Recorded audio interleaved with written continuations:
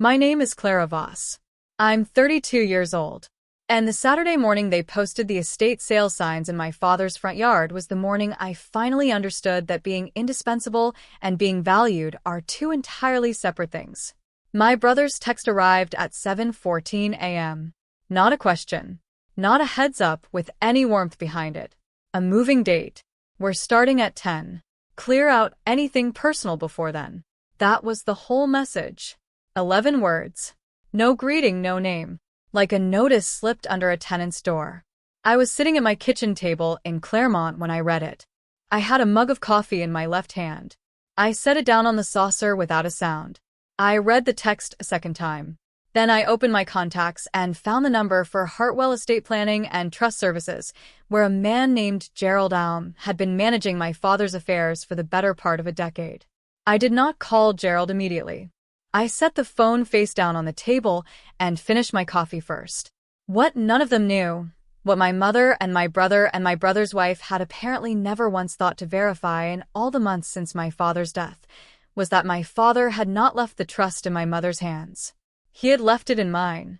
I want to be fair about how we got here because nothing about my family is simple and nothing about what happened was random. My father, Douglas Voss, was a methodical man. He had grown up in a household where money disappeared without explanation and where the adults around him made decisions that affected everyone and consulted no one. So by the time he built something of his own, he was careful with it in a way that sometimes read as cold. He kept records. He filed things. He did not make promises he hadn't already structured into documents. He had 2 children. My brother, Garrett, who is 4 years older than me and who my mother has orbited her entire adult life the way a planet orbits a much larger body, and me. Garrett is the one who got the college send-off, the down payment help, the Sunday dinners where his opinions about my father's finances were solicited and taken seriously. I am the one who moved back to Claremont at 24 when my father's first cardiac event left him unable to drive, and who stayed for 8 years, and who my mother referred to, not unkindly, she would have said, just practically, as the one who doesn't have as much going on. What I had going on for those 8 years was this, a remote position as a compliance analyst for a mid-sized financial services firm based in Phoenix, which I had taken specifically because it allowed me to work from the back bedroom of my father's house. I managed a caseload that averaged 42 active regulatory files at any given time. I attended every cardiology appointment. I organized the medication schedule that his primary physician, Dr. Anita Rowe at Claremont Medical Group, described in writing as exceptionally maintained. I handled the property tax filings, the insurance renewals, the quarterly conversations with Gerald Aum. Gerald was the one who first raised the question of the trust restructuring about 3 years before my father died. My father had a revocable living trust that had been in place since the early 2000s, and the original successor trustee listed was my mother. Gerald flagged, gently and professionally, that given the nature of the assets and the family's pattern of financial decision-making, my father might want to revisit that designation. My father considered it for 2 weeks. Then he called Gerald and made the change. He told me about it on a Tuesday evening in October, sitting at the kitchen table after dinner. He slid a copy of the amendment across the table and tapped it once with 2 fingers. "You'll need to read this," he said. "And you'll need to keep a copy somewhere they won't find it." I asked him why he hadn't told Garrett or my mother. He picked up his glass of water. "Because this isn't for them to manage," he said. "It's for you to execute." I kept the copy in a fireproof document box in the trunk of my car, and I never mentioned it to anyone. My father died 14 months before the morning of the estate sale, in the second week of March, in the bedroom of the house on Aldrin Court where he had lived for 26 years. His passing was not sudden. We had known for several months that the trajectory was terminal, but the days immediately following were still the kind of days that hollow you out regardless of how prepared you thought you were. What I remember most clearly from that first week is not the grief, which was present and real, but the organizational weight of it. There were calls to make. There were accounts to notify. There was a physician's statement to obtain from Dr. Rowe. There was a meeting with Gerald Aum, which I scheduled for the Thursday after the funeral, and which I attended alone because my mother said she couldn't face paperwork yet, and Garrett said he had to fly back to Portland for work. Gerald walked me through the trust structure at that Thursday meeting. The house on Aldrin Court was the primary asset, appraised the previous year at $618,000. There was a brokerage account with a balance at the time of death of approximately $214,000. There was a modest whole life insurance policy. All of it flowed through the trust. All of it was now under my administration as successor trustee. Gerald asked me how I wanted to proceed with the family. I told him I needed some time. What I meant was, I needed to understand what my mother and Garrett believed the situation to be before I said anything, because I already had some sense of what they believed. In the weeks after my father's death, my mother had begun making comments, small ones offhand, the kind that are designed to sound casual, about the house, about what it would eventually need to be listed for, about whether certain pieces of furniture might be worth appraising separately, about a cousin of hers who had used a particular real estate agent and had been very satisfied. I listened to all of it. I said very little. I was still living in the back bedroom, managing the estate, filing the paperwork that needed filing. I was also still working my compliance job, which had recently resulted in a promotion to senior analyst, a fact I mentioned to my mother once, and which she received with a nod and a pivot back to a story about Garrett's firm. The assumption in the household, the assumption my mother had, I think, held since my father's first cardiac event, was that the trust had remained as originally structured, that she was the trustee, that when the time came, she and Garrett would manage the estate together, and I would be consulted as a courtesy, the way you might consult a neighbor who has lived next to a property for years. No one asked me directly. No one asked Gerald. No one pulled the trust documents, which were a matter of record at Hartwell, and also, if anyone had thought to check, filed with the county. I did not correct the assumption. My father had not left me instructions to announce it unprompted. He had left me instructions to execute it correctly. Those are different things. The planning, when it began in earnest, happened in a group text that did not include me. I learned about this from Garrett's wife, Pamela, who sent me a separate message in late January asking whether I had strong feelings about the dining room set. The phrasing told me everything I needed to know about what she understood to be my role in the process. I told her I didn't have strong feelings about the dining room set. I did not ask any follow-up questions. Over the following 6 weeks, I pieced together the shape of what was being planned from various fragments. A voicemail from my mother to the landline, which still rang in the house, that referenced the Saturday in April. A forwarded email from a local estate sale company, Briarwood Estate Services, that arrived in my father's old email account, which I was still monitoring as part of trust administration. A call from a realtor named Diane Coffey at Summit Properties, who had apparently been given my father's number and called it expecting to reach my mother. Diane Coffey called on a Wednesday afternoon. I answered because I recognized the Summit Properties exchange from a yard sign I'd seen on a nearby street. "I'm calling for Margaret Voss," she said. "This is Clara Voss," I said. "Margaret's daughter. Can I ask what this is regarding?" A brief pause. "I'm following up on a listing conversation. I was under the impression I'd be speaking with the property owner." "What property are you referring to?" I asked. She gave the address on Aldrin Court. I thanked her and told her I would pass along the message. Then I ended the call and sat with that for a moment. The specific sensation of hearing someone describe your father's house as a listing in a follow-up call, in a tone that assumed the matter was already largely settled. I called Gerald down that evening, not to do anything yet, just to confirm that the trust documentation was current, accessible, and unambiguous. Gerald confirmed all three. He also mentioned, with the careful neutrality of someone who has managed family estates for 30 years, that he had not been contacted by anyone other than me since the original post-death meeting. "So they haven't called you?" I said. "No," Gerald said. "And the county recorder's filing is current. Filed and indexed," he said. "Clara, whenever you're ready, the documentation is complete. You just need to tell me what you'd like to do." I told him I'd be in touch. Garrett's text arrived on a Friday. The estate sale was scheduled for the following Saturday. Briarwood Estate Services had apparently been engaged, a date confirmed, and promotional listings placed.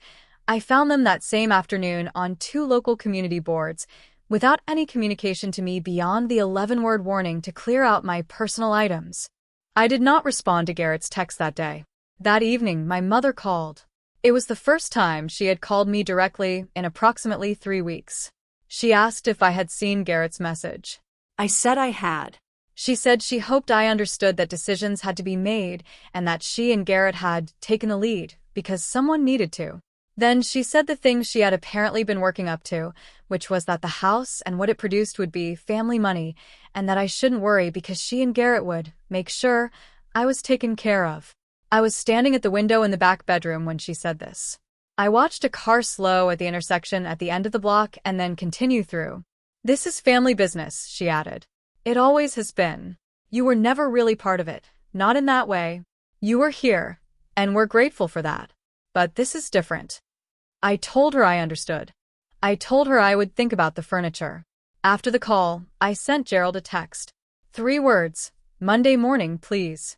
Gerald arrived at the house on Aldrin Court at 9:45 on Monday morning, 22 minutes before Briarwood Estate Services was scheduled to begin setup. He brought with him a junior associate from Hartwell named Priya Setharaman and a copy of the trust instrument, the amendment, and the county recorder's certification of filing. He was wearing a charcoal suit and carrying a soft-sided briefcase that he set on the dining room table, the one Pamela had asked me about, without being invited to do so, because he didn't need an invitation.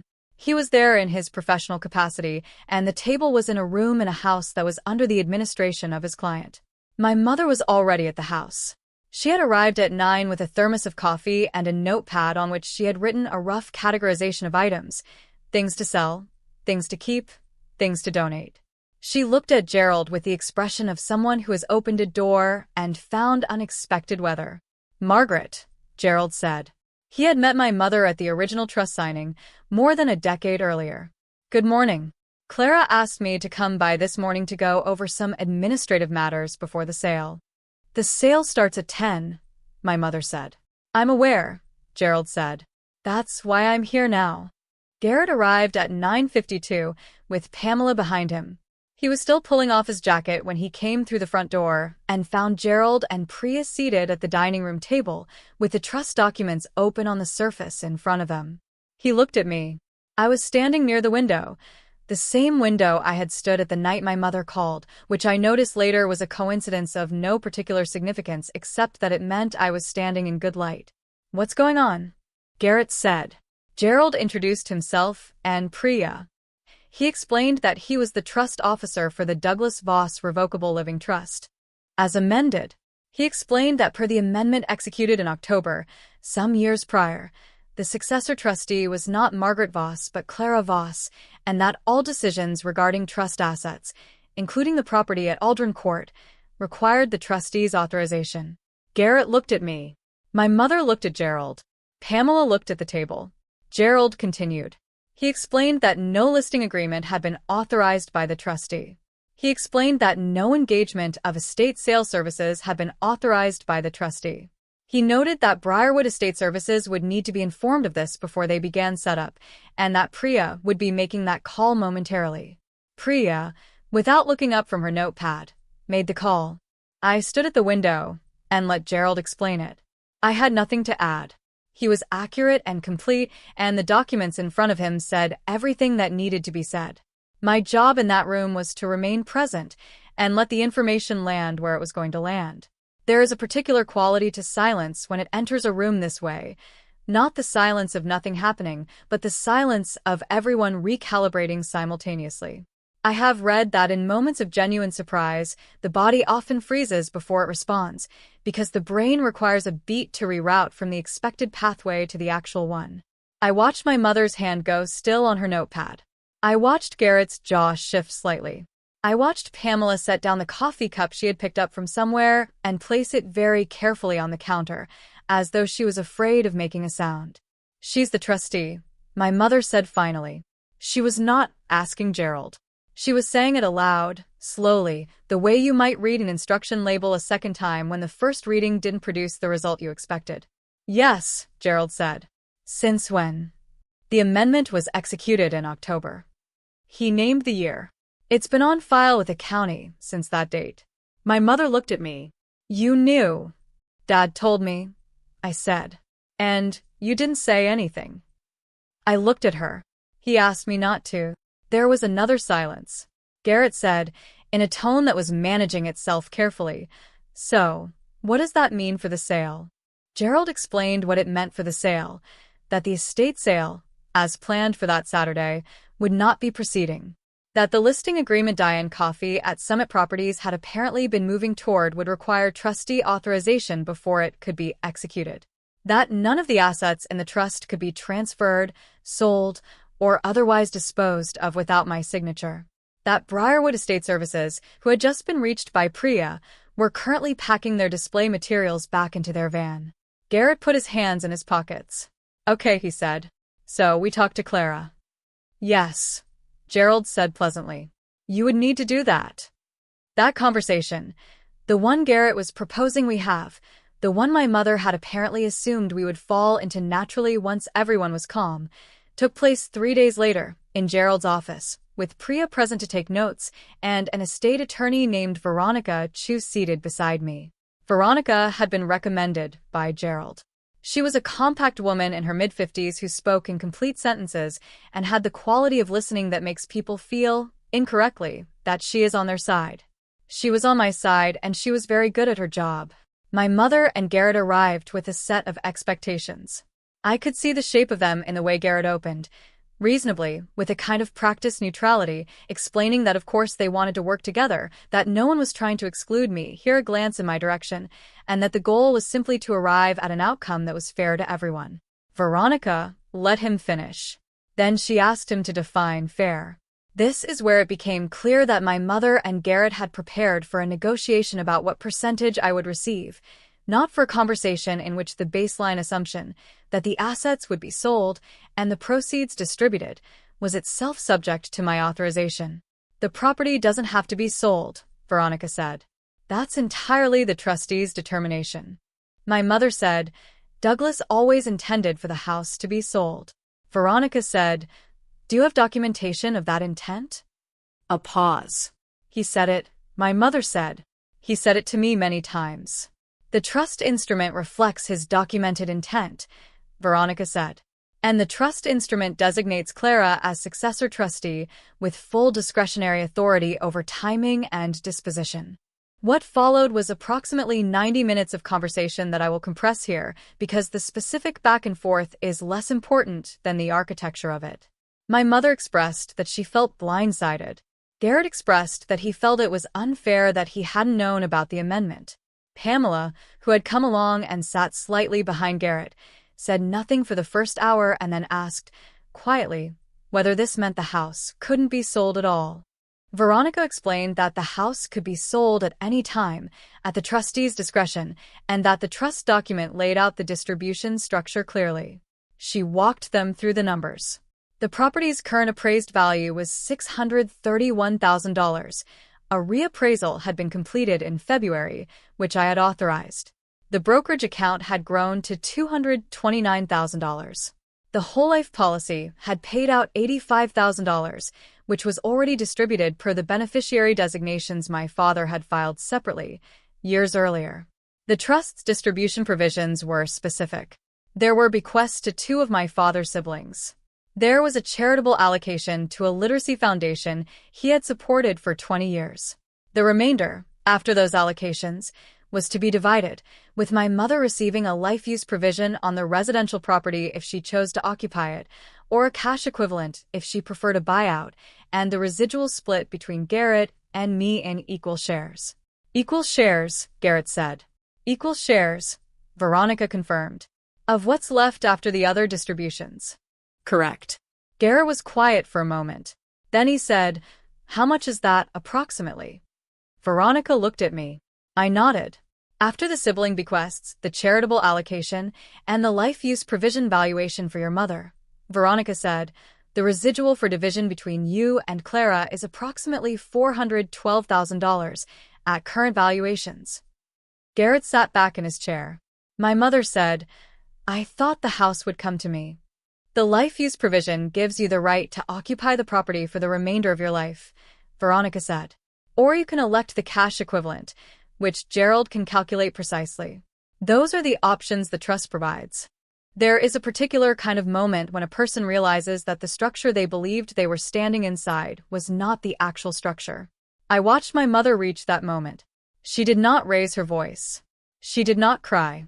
She pressed her lips together and looked at the table and then at the wall and then, briefly, at me.